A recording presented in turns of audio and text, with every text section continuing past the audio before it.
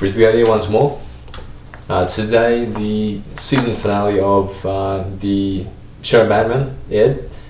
So I thought, yeah, may as well put out a review whilst it's still sort of fresh in my head. So overall, we're coming into the wrap up of Mad Men. So next season has been confirmed to be the final season of Mad Men.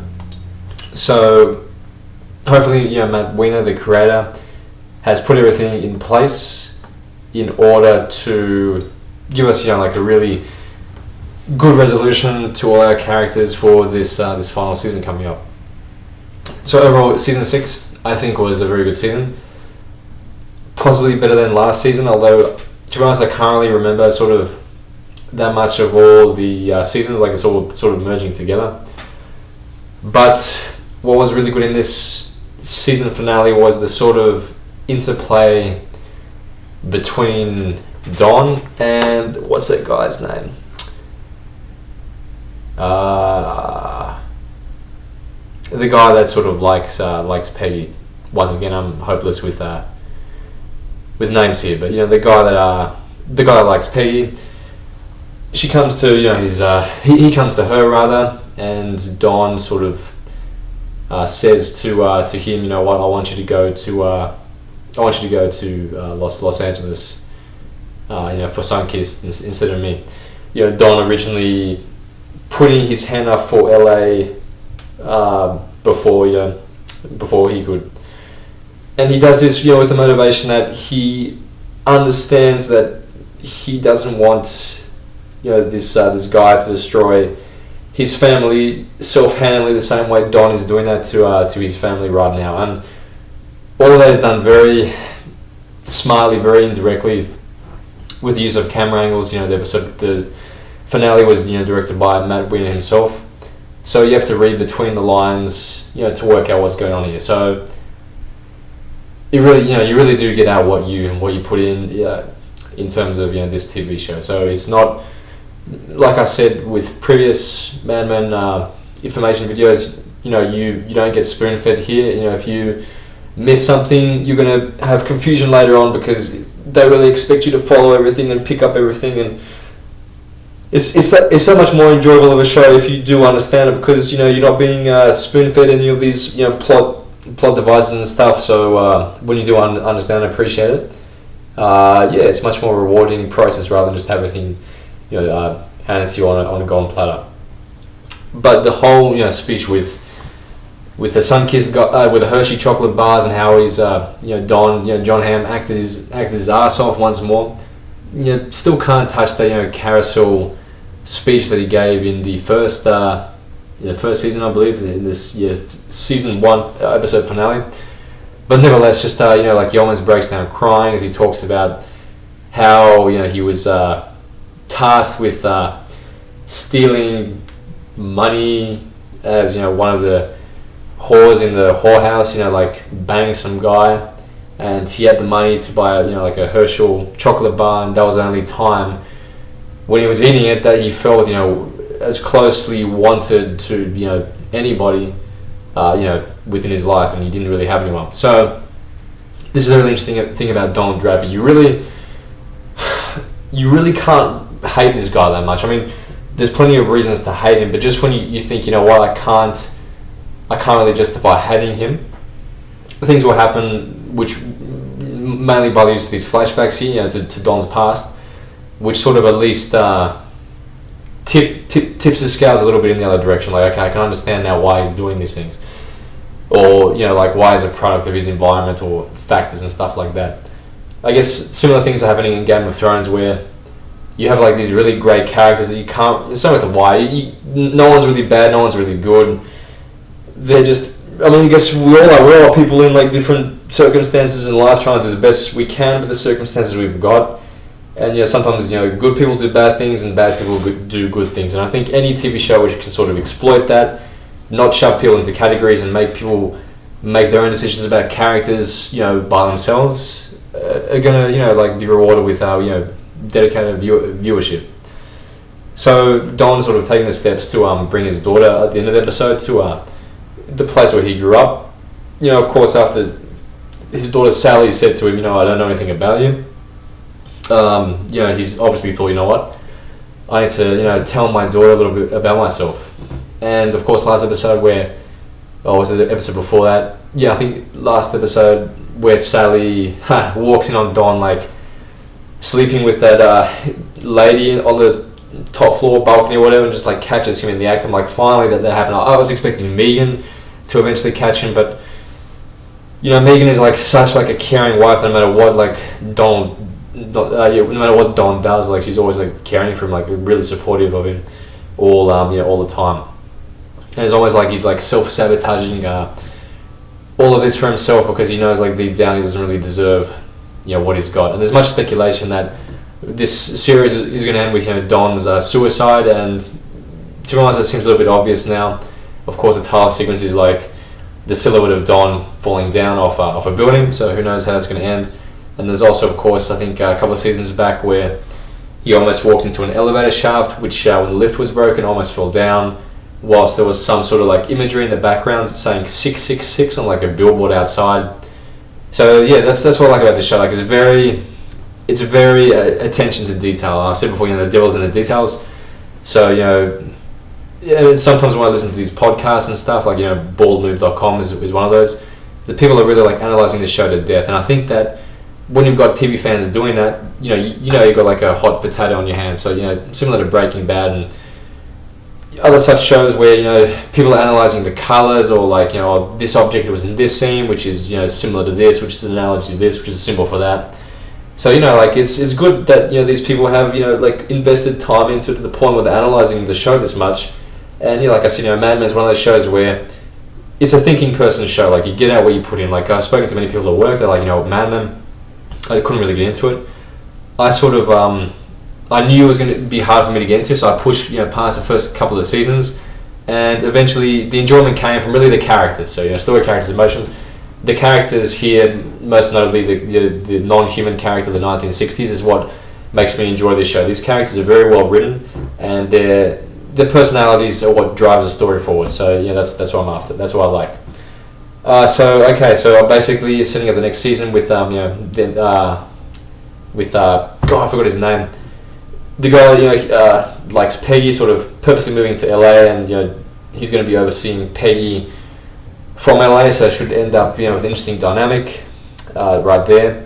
Like I said about, I think this season's premiere video a while back, I liked how this show went meta in terms of, like, having Megan be like like on television herself. So when I'm not sure if other people have felt this, but when I'm watching Mad Men, it's like I'm watching the show that Megan's in, but I'm actually watching Mad Men itself. So it's sort of a little bit trippy there.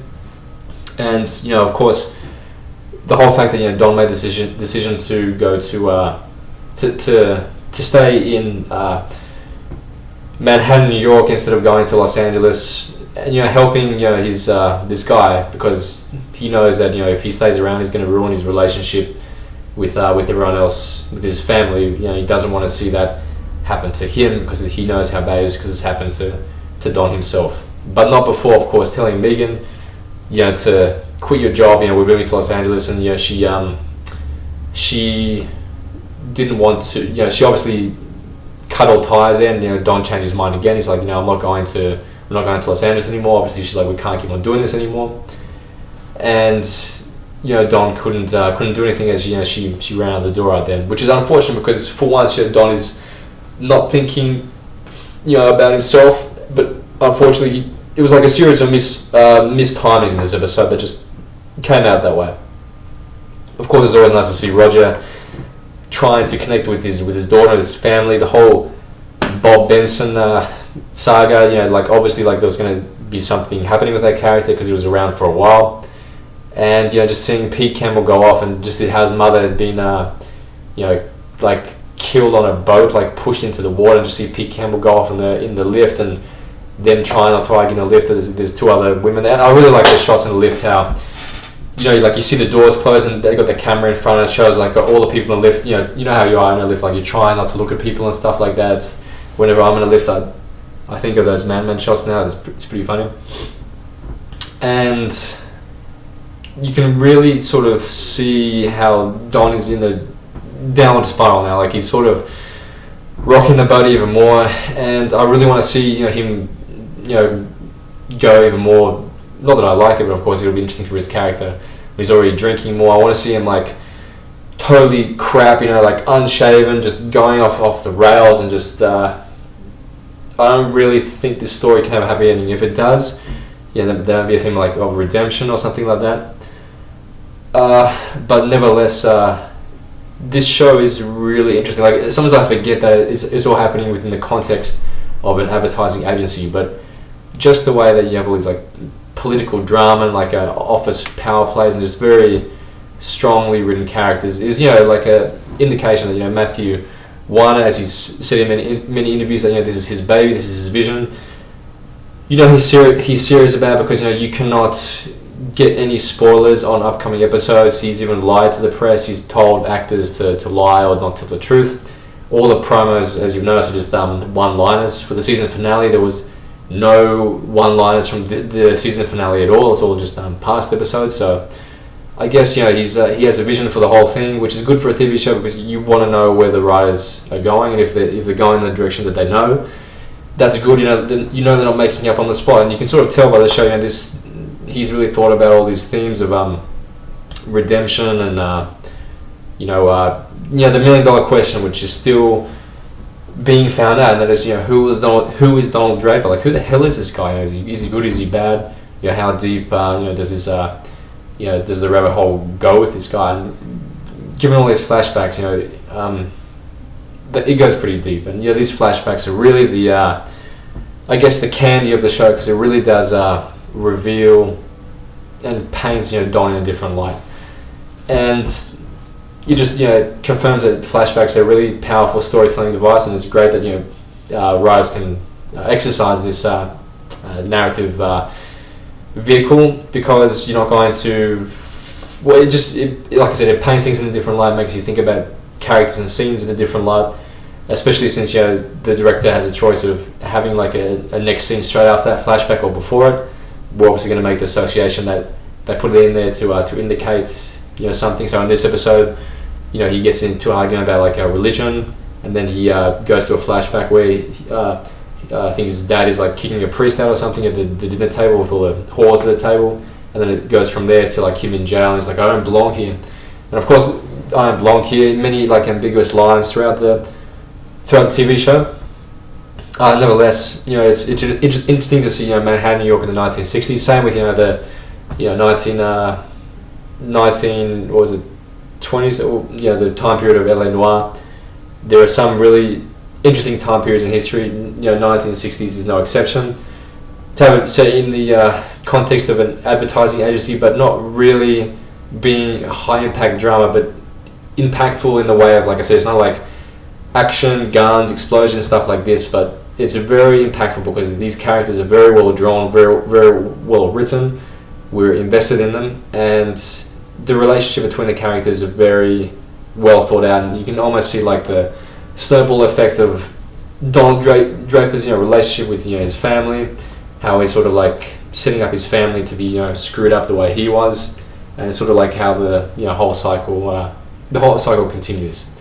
And it's a very like it's an indirect show. Like there'll be like a character will say something, it'll cut to another character straight away. You can see the expression in the face. There's a lot of non-verbal communication there, which means that we have to work things out for ourselves, which is great. So I don't think it was too specific in that review, but watch Mad Men if you haven't. Like I said, if you don't get into it, I can understand. Like it's not a very accessible show. Like you have to be patient with it, but if you are patient with it, I can tell that it's a well-written show, and a lot of thought is being put into it, and I'll be keen to see how this final season ends with, I'm guessing, Donald Draper jumping off his building, falling to his death as per the title sequence. But who knows? Regardless, I want to see how these characters end up with, and I can really understand why these guys were called Madmen, because they would go to any lengths to get an account, and losing themselves in the process.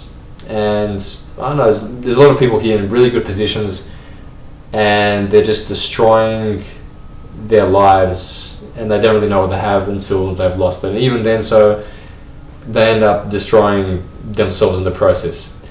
So there you have it, Mad Men, good season finale. well written. Sets up the next season of Don sort of opening himself up more to his children. Of course, problems with his ex-wife and Megan. Finally, I'm thinking, when is she going to have enough?